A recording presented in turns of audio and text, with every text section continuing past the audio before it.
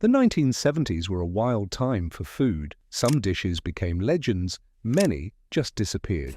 Today we're reviving the best of them. 25 classic 70s recipes you've got to try at least once. Back then, home kitchens ran on comfort and tight budgets, and nothing summed that up better than a bubbling pot of cheese, fondue. Nothing says 1970s entertainment like gathering around a bubbling pot of fondue. This Swiss tradition exploded in American homes, transforming ordinary dinner parties into interactive experiences. Suddenly, everyone was skewering cubes of bread and dipping them into pots of melted cheese laced with white wine and kirsch. What made fondue truly special wasn't just the flavor, it was the experience. Families and friends huddled around the pot, following rules like, if you drop your bread in the cheese, you must kiss the person next to you or pay a forfeit. In an era when Americans were becoming increasingly isolated by television, fondue forced people to engage, to laugh, to share a common experience. The practicality matched the novelty. The dish used up stale bread and made a small amount of cheese stretched to feed a crowd. Fondue sets became the must-have wedding gift, proudly displayed in homes across America. The cheese version came first, followed by oil fondue for cooking meat, and finally chocolate fondue for dessert. As kitchen trends evolved toward faster meals and less communal dining, fondue pots were relegated to attic storage or yard sales. But anyone who experienced the joy of a perfect stretchy cheese pulled from pot to plate knows the simple magic that's been lost in our rush toward convenience dining. Kiche Lorraine. Before quiche became the brunch staple we know today, Kiche Lorraine was the sophisticated French import that changed how Americans thought about eggs. This savory custard pie filled with bacon, Swiss cheese, and a hint of nutmeg represented continental sophistication on a middle-class budget. It arrived in American kitchens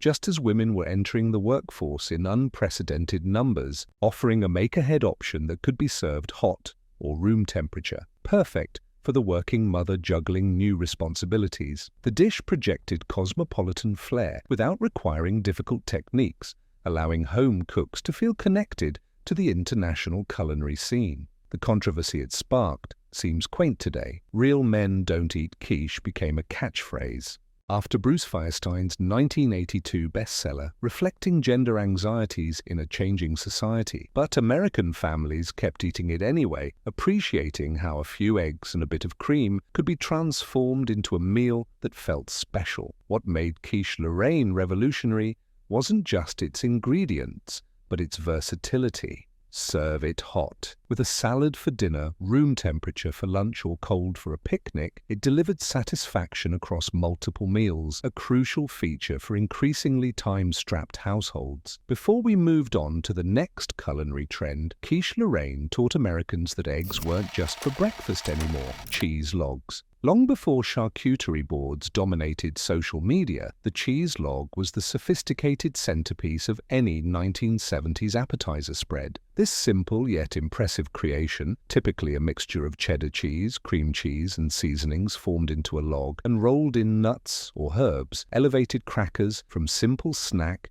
to elegant entertainment. The genius of the cheese log lay in its adaptability and economy. Expensive cheese could be stretched with more affordable cream cheese, while the rolling technique transformed simple ingredients into something that looked far more sophisticated than its components suggested. Home cooks could customize with whatever herbs and nuts they had on hand, creating signature versions that guests would request by name. Women's magazines of the era featured endless variations: olive-studded Christmas logs, Hawaiian versions with pineapple, or Southwest adaptations with green chilies. Each represented not just flavor but aspiration, a connection to places many families would never visit but could taste through these culinary experiments. Cheese logs weren't just food, they were social currency, arriving at the neighborhood gatherings cradled proudly in the hands of their creators. The compliments they generated represented something deeper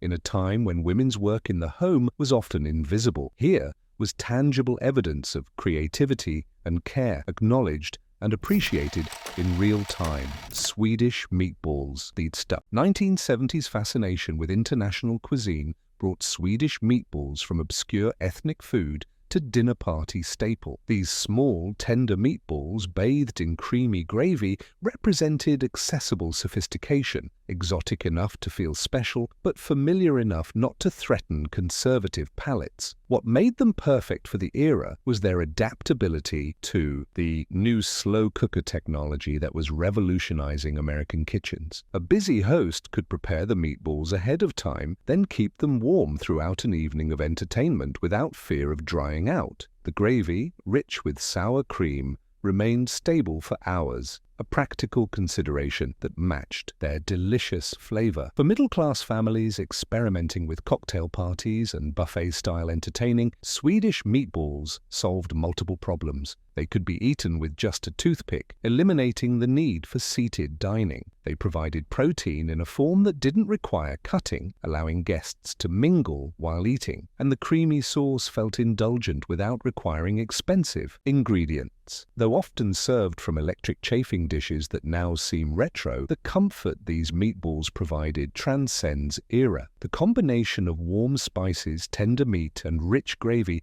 remains the definition of comfort food, proving that some culinary experiences bypass trends to connect directly with our most basic desire for satisfaction: carrot cake. If any dessert captures the contradictions of 1970s America, it's carrot cake. This dense, moist spice cake packed with grated carrots and crowned with cream cheese frosting perfectly embodied an era straddling traditional indulgence and new health consciousness. The genius of carrot cake was in its successful disguise. Here was a dessert that contained vegetables, nuts, and spices, allowing indulgence with a side of virtue. It has carrots, so it must be good for you, became the half-joking justification for second slices. This rationalization perfectly captured the 1970s approach to nutrition, when Americans were becoming more health-aware but weren't quite ready to sacrifice pleasure. What truly elevated carrot cake was the cream cheese frosting, an innovation that spread beyond this cake to transform American baking. The slight tanginess cut through the cake's sweetness, creating perfect balance.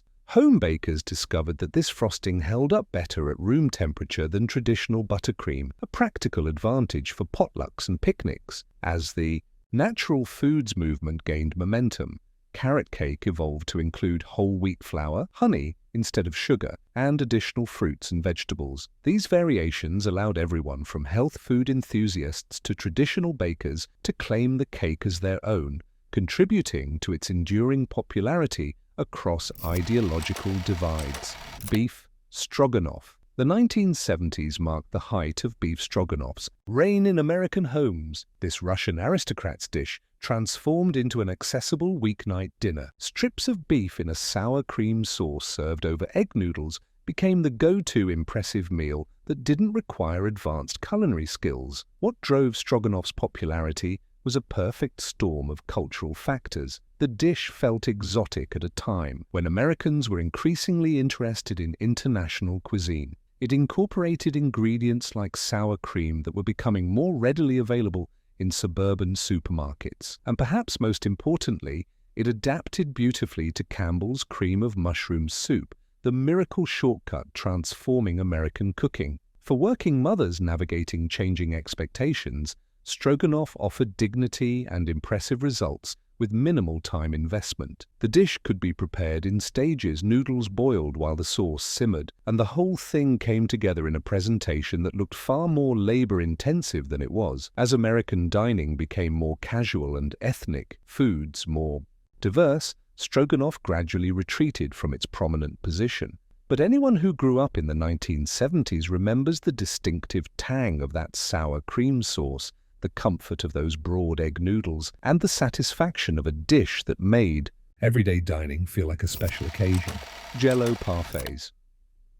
Few foods capture the visual aesthetic of the 1970s like layered Jello Parfes.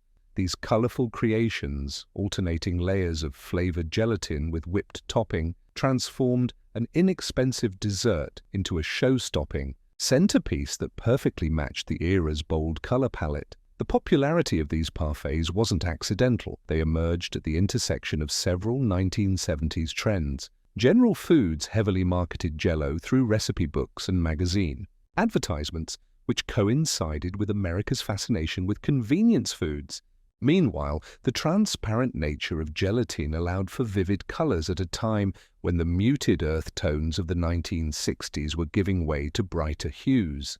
What made parfaits particularly appealing was their adaptability. Families could create red and green layers for Christmas, pastel rainbows for Easter, or red, white, and blue for July 4th celebrations. This chameleonic quality made them appropriate for almost any gathering, while their individual serving style felt more special than a single large mold. The technical achievement wasn't insignificant either. Creating distinct layers required patience and timing, allowing home cooks to demonstrate skill while using inexpensive ingredients. As food trends moved toward more natural and less processed options, these Technicolor creations fell from favor. But anyone who experienced the joy of digging a spoon through those perfect layers understands the simple pleasure they provided. Crepes Suzette. The theatrical flair of Crepes Suzette perfectly captured the 1970s fascination with tableside preparation and flambéed foods. This dramatic dessert, thin pancakes bathed in a butter orange sauce and ignited with Grand Marnier, brought restaurant drama into home dining rooms across America. What made this dish revolutionary wasn't just its flavor, but the performance it required. Home cooks who mastered the technique of tilting the pan to ignite the spirits without singing their eyebrows earned genuine applause from dinner guests. The blue flames leaping from the pan represented culinary daring in an era when American cooking was shedding its reputation for blandness. The inspiration came directly from Julia Child and other TV chefs who were introducing French techniques to American audiences. These culinary educators emphasized that sophisticated cooking was accessible to anyone willing to follow instructions carefully, a democratization of fine dining that particularly resonated in the egalitarian spirit of the 1970s. As restaurant dining became more casual and home entertaining moved toward buffets rather than formal seated dinners, the elaborate tableside preparation of dishes like Crepes Suzette began to feel outdated. But the fundamental combination, the bittersweet balance of caramelized sugar and orange zest against the delicate pancake, remains one of gastronomy's perfect partnerships. Stuffed bell peppers. Stuffed bell peppers emerged as the perfect compromise between traditional meat and potato expectations and the vegetable-forward movement gaining momentum. These colorful vessels filled with a mixture of ground beef, rice, tomato sauce, and cheese bridged generational and ideological divides at dinner tables across America. The genius of stuffed peppers was their visual impact, combined with familiar flavors. The bright red, green, or yellow peppers standing upright on the plate provided dramatic presentation without requiring advanced culinary skills. For families adjusting to rising meat prices, the rice mixture stretched a small amount of ground beef to feed more people, economy disguised as innovation. Bell peppers also represented the improving produce sections in 1970s supermarkets. As transportation networks expanded, previously seasonal vegetables became available year-round, allowing this dish to move from occasional treat to regular rotation. The peppers themselves added nutrition at a time when vitamin awareness was increasing among middle-class households. What truly made stuffed peppers a 1970s staple was their compatibility with the decade's defining appliance, the electrics. Slow cooker. Working mothers could assemble them in the morning, let them cook all day, and return to a ready meal that hadn't sacrificed quality for convenience. This perfect marriage of tradition, nutrition, economy, and modern technology explains why many families still make them in nearly identical form today. Watergate Salad. Few dishes are as firmly anchored to a specific cultural moment as Watergate Salad.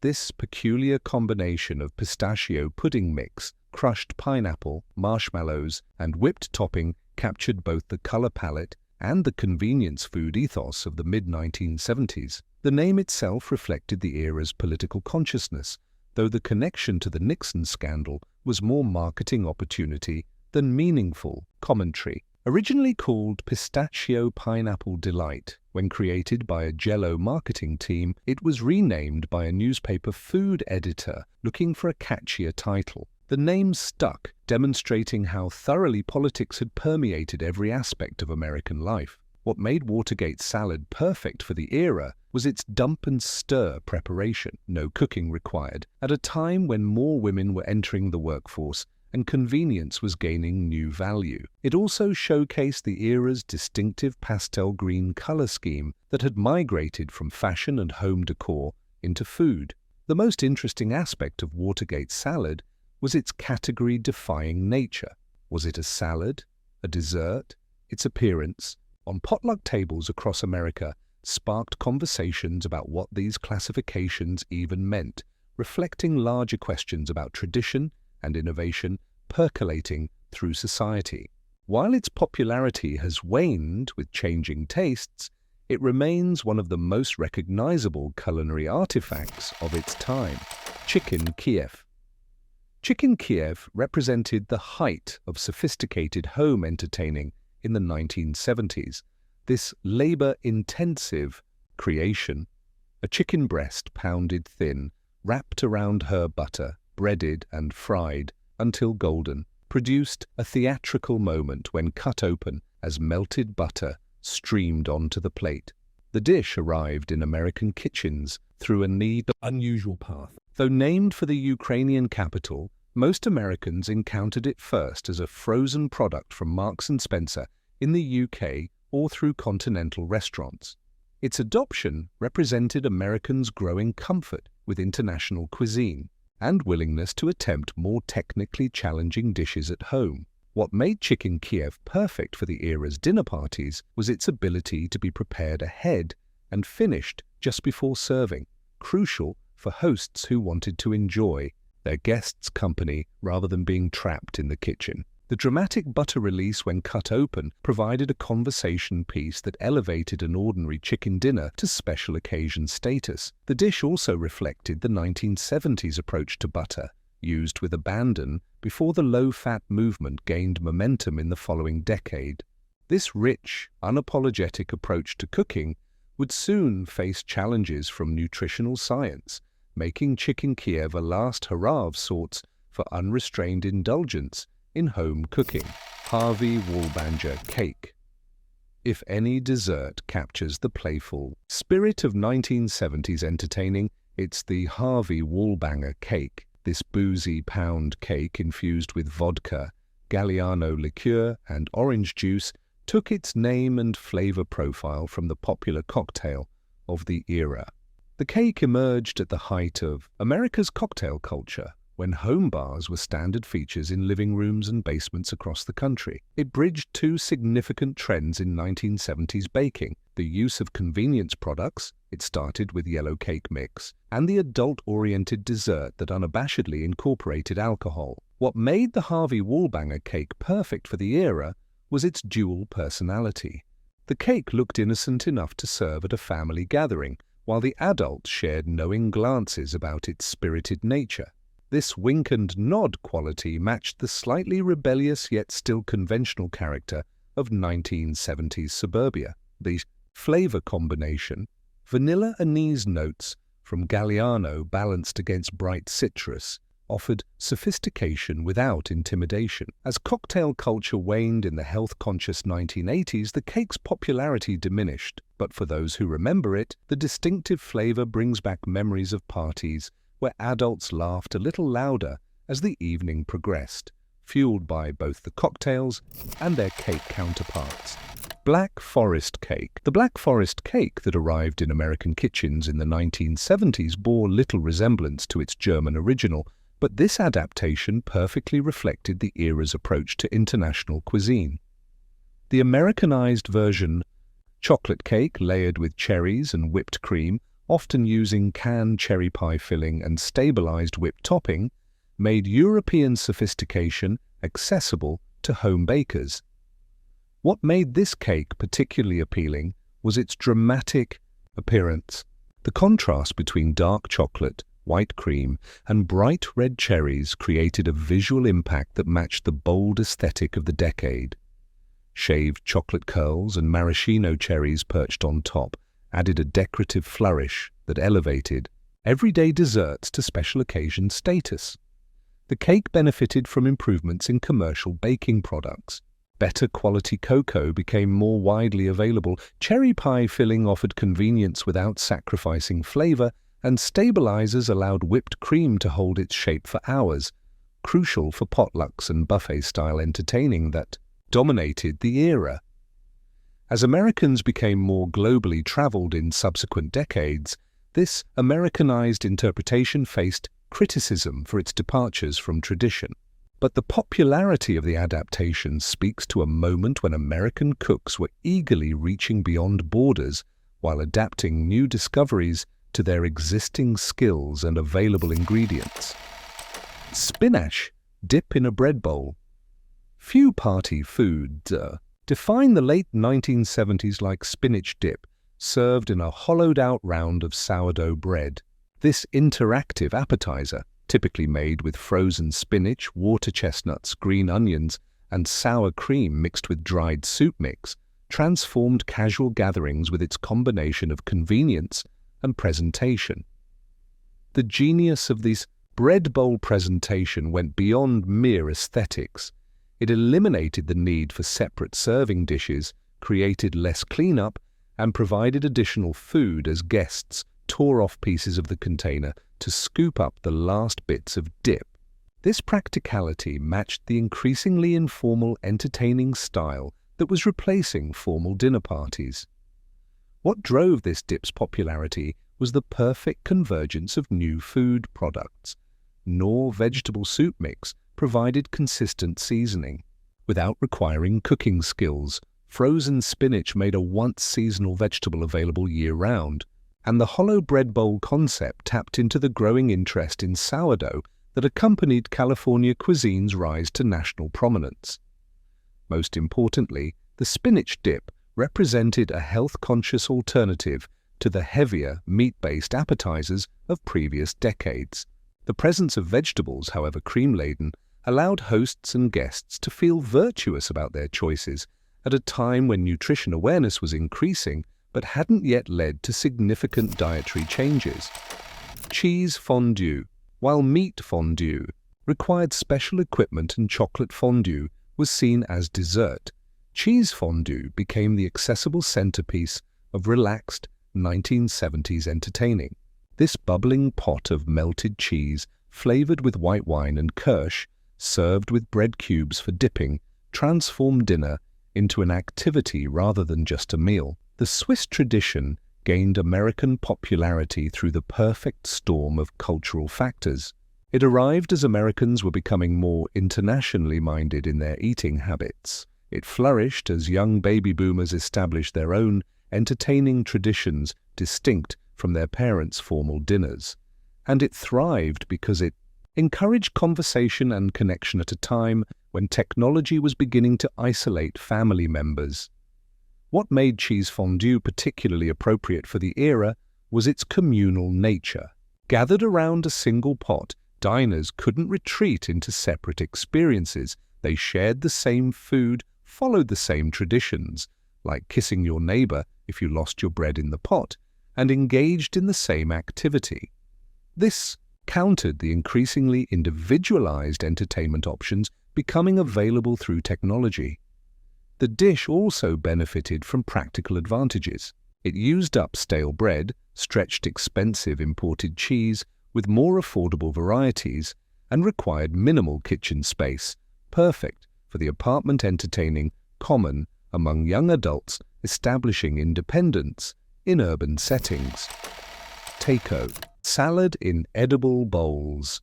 As Mexican influences began permeating American kitchens, the taco salad in an edible fried tortilla bowl emerged as the perfect hybrid dish for the 1970s.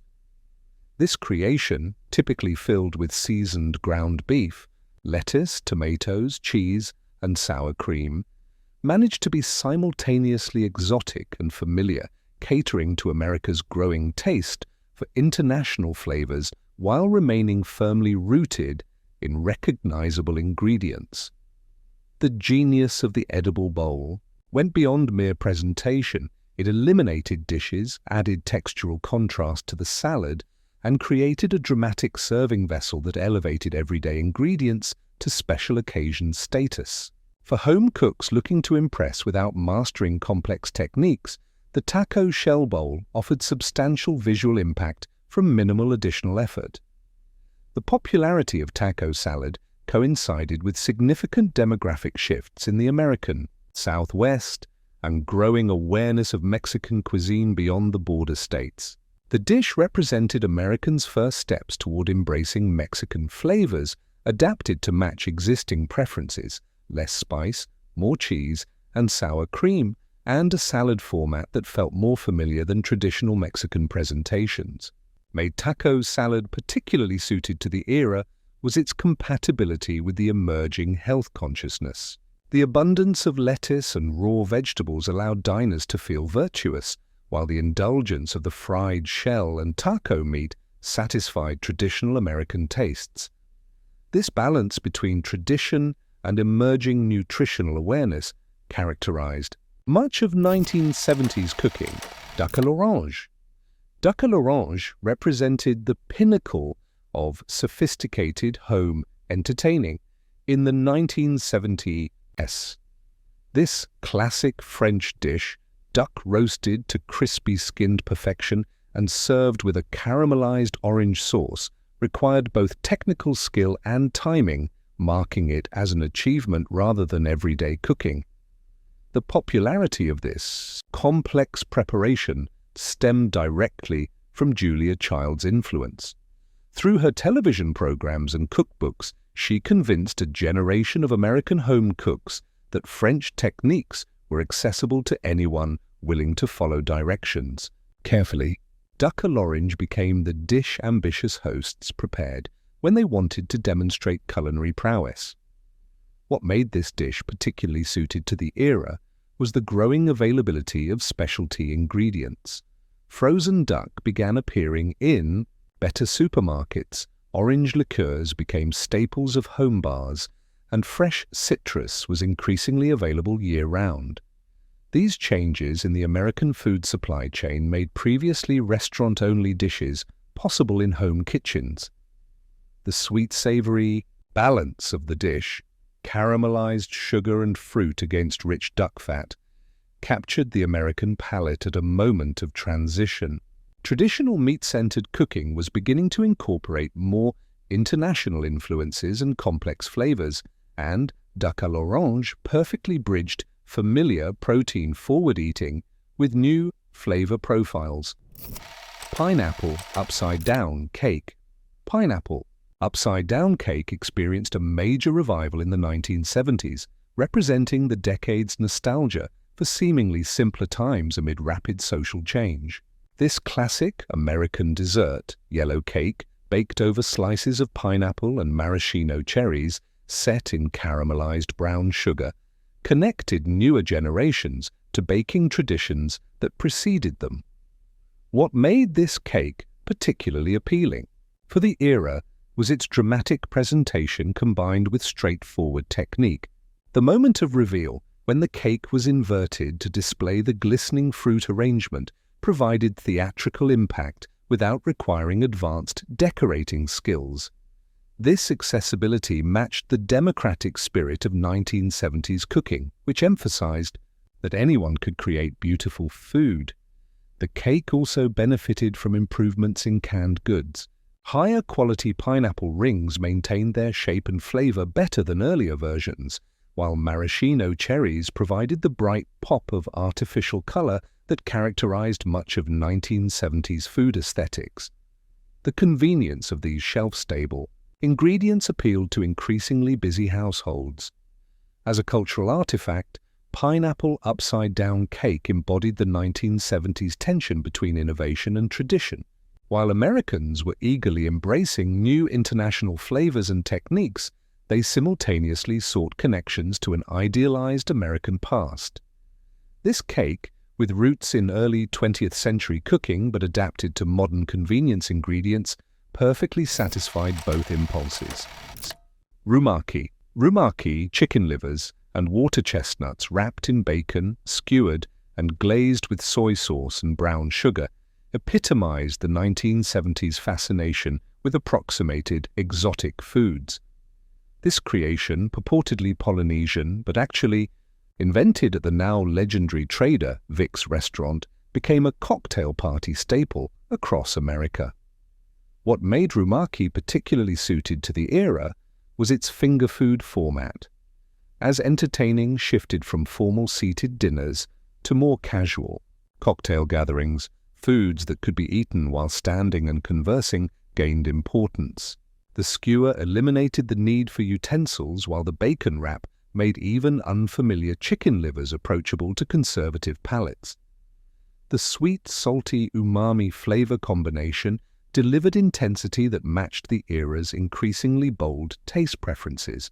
After decades of relatively bland American cooking, dishes with pronounced flavors were gaining popularity, and Rumaki's glazed bacon exterior with the rich, mineral notes of liver inside provided complexity that felt sophisticated.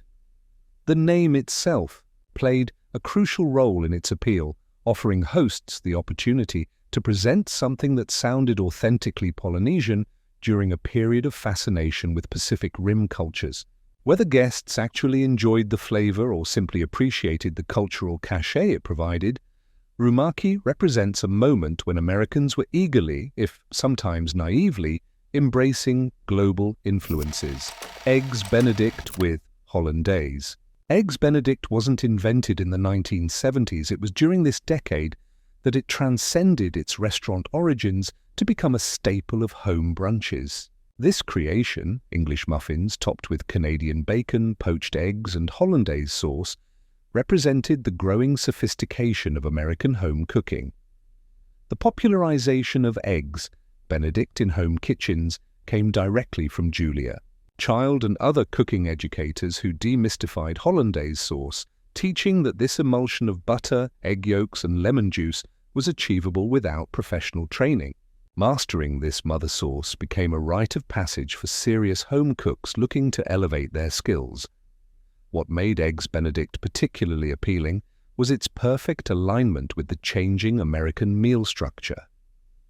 As formal dinners declined in frequency and brunch emerged as a social occasion, dishes that felt special enough for entertaining while still being breakfast appropriate gained importance. Eggs Benedict, with its rich sauce and elegant presentation, transformed ordinary ingredients into something celebration-worthy. The dish also benefited from equipment improvements. Better home stoves with more precise temperature control made Hollandaise less risky, while specialized egg poaching equipment appeared in kitchens across America. These technical advances made what was once chef territory accessible to ambitious home cooks.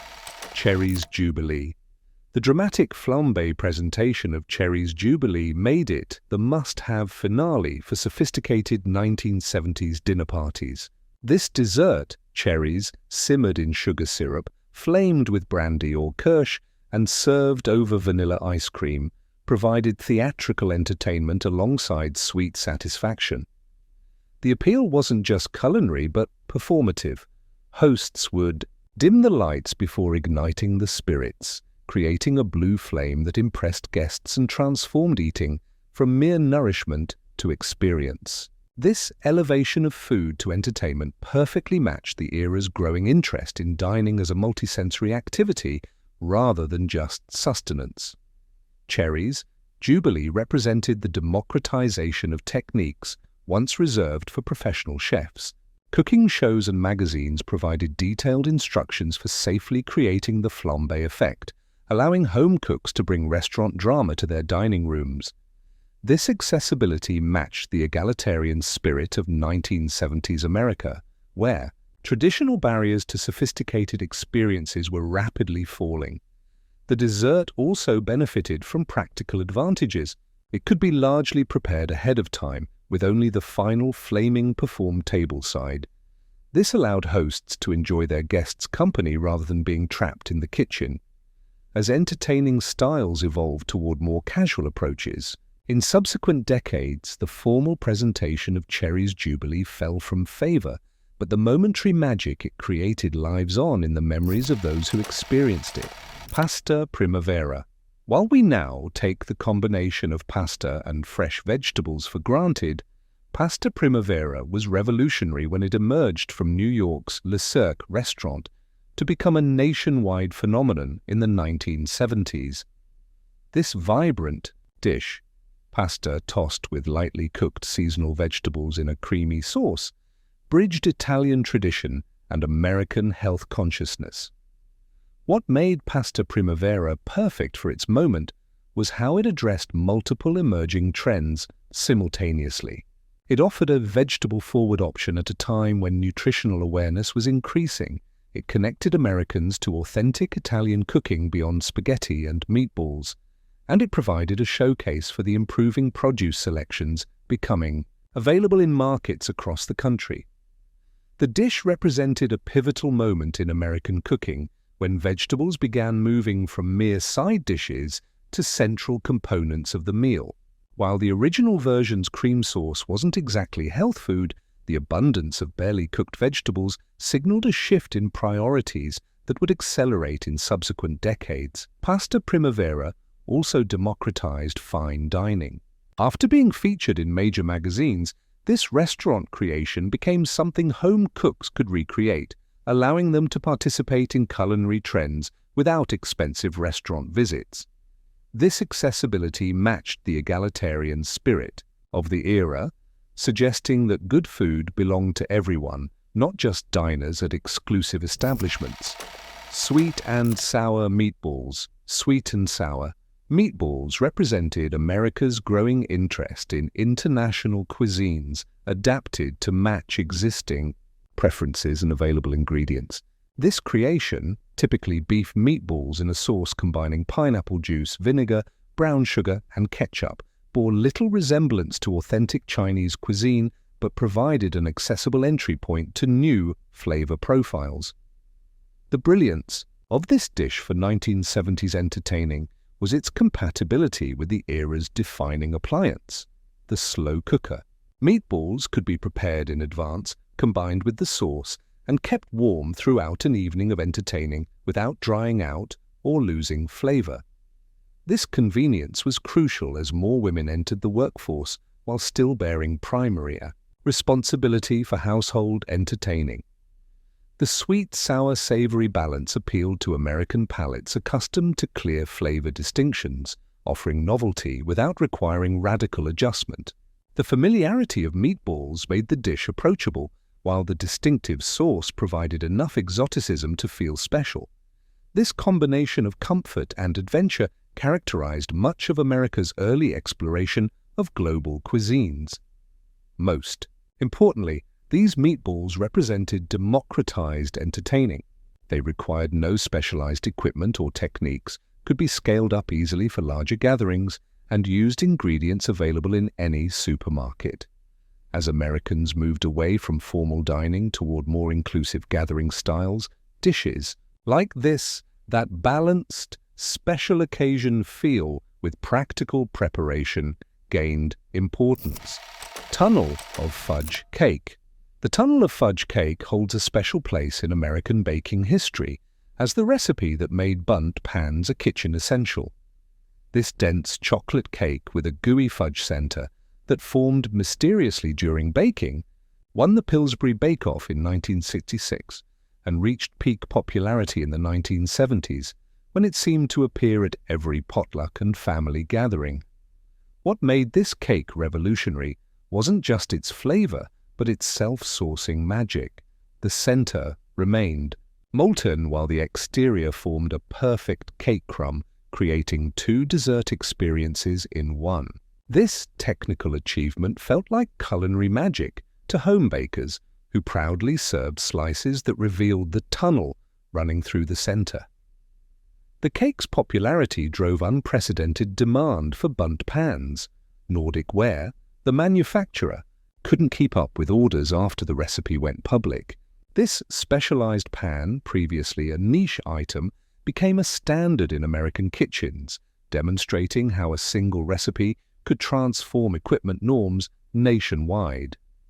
The original recipe relied on packaged frosting mix for structure, creating a crisis when Pillsbury discontinued this product in the 1980s. The company's test kitchens worked to develop a from-scratch version that would maintain the beloved texture, showing how deeply this cake had embedded itself in American baking culture. While elaborate layered desserts have replaced it at many gatherings, the tunnel of fudge cake remains the definition of chocolate indulgence for those who experienced it in its heyday. Beef Wellington. Beef Wellington represented the pinnacle of 1970s special occasion cooking, a technical challenge that signaled culinary ambition and sophistication. This elaborate creation, beef tenderloin coated with pâté and duxelles, then wrapped in puff pastry, became the centerpiece for milestone celebrations across America. The dish gained tremendous popularity through Julia Child and other culinary educators who demystified French techniques for American home cooks. Breaking down complicated processes into manageable steps made what was once chef territory accessible to ambitious home cooks. This democratization of sophisticated cuisine perfectly matched the era's rejection of arbitrary boundaries and hierarchies. What made Beef Wellington particularly suited to the 1970s was its theatrical presentation. The moment of revealing the perfectly cooked pink beef inside its golden pastry crust created dining room drama that matched the era's growing interest in food as entertainment rather than mere sustenance. The collective gasp when a well-executed Wellington was sliced open signaled success beyond just flavor.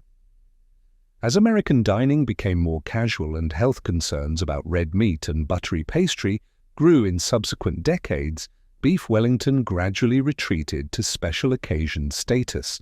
But for anyone who experienced a perfectly executed version in its heyday, the combination of tender beef, earthy mushrooms, rich pâté, and buttery pastry remains the definition of culinary luxury.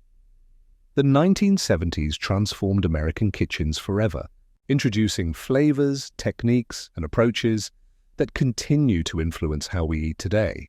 These 25 iconic recipes weren't just meals, they were experiences that defined an era of exploration, experimentation, and expanding horizons.